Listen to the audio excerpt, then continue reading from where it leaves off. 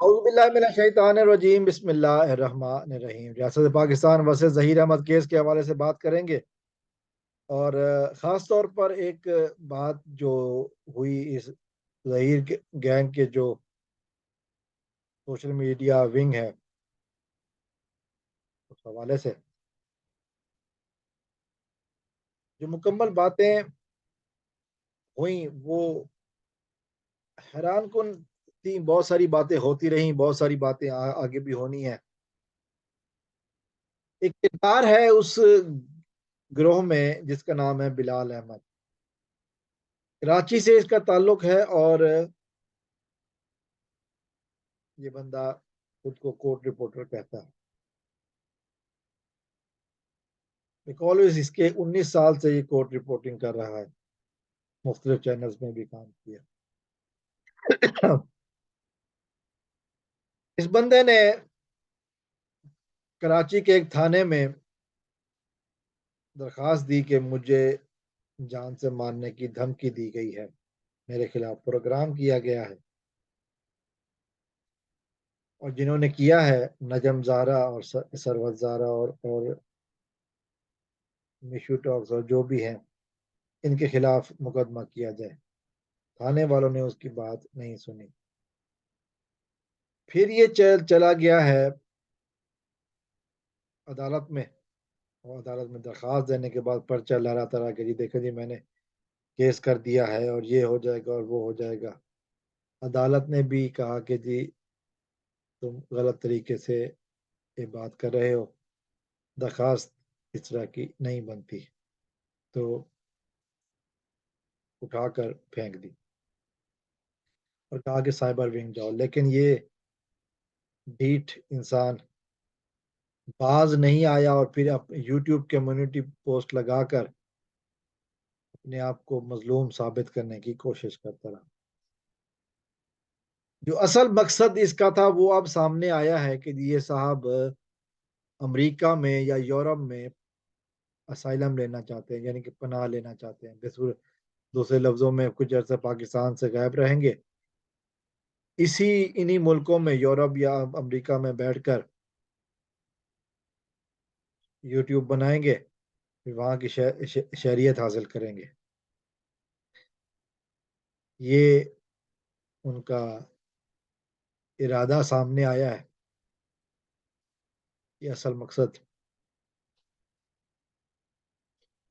اور انہوں نے اس کام کے لیے سیدہ نجم زارا کورٹ رپورٹر کو منتخب کیا، ان پر اٹیک کیا،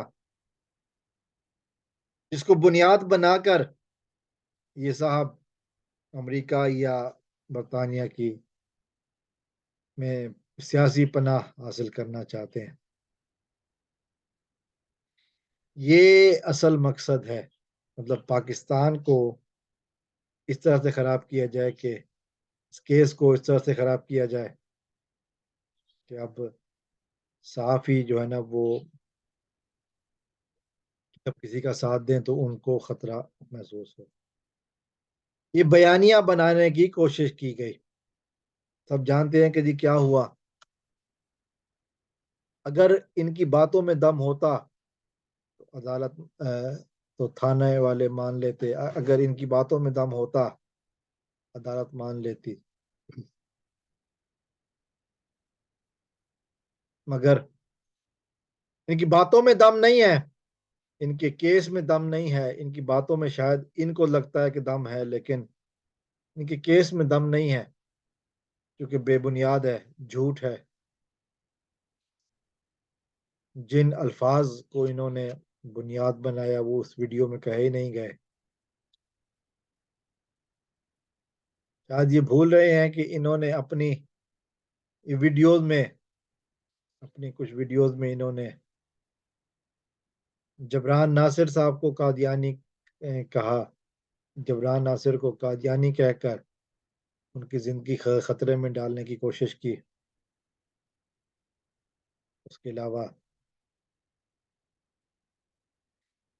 نجم زہرا کے بارے میں بھی جو انہوں نے بکواسیات کی وہ بھی کسی سے چھپی ہوئی نہیں ہے۔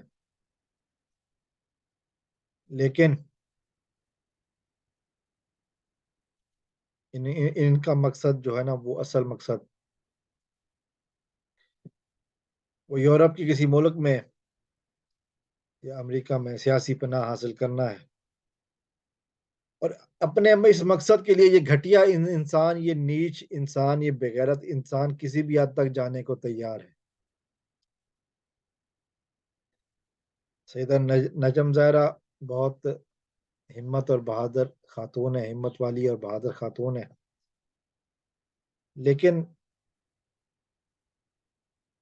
उनको इस तरह से न डराया जा सकता है, न उनको हराया जा सकता है, क्योंकि उन्होंने कोई गलत काम नहीं किया, वो ना वो करती हैं।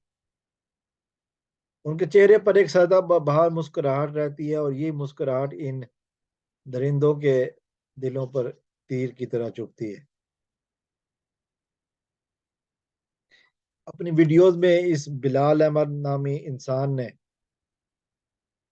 जिस तरह बातें की, जिस तरह नजम ज़ाहरा को गलत तरीके से मुखातिब किया,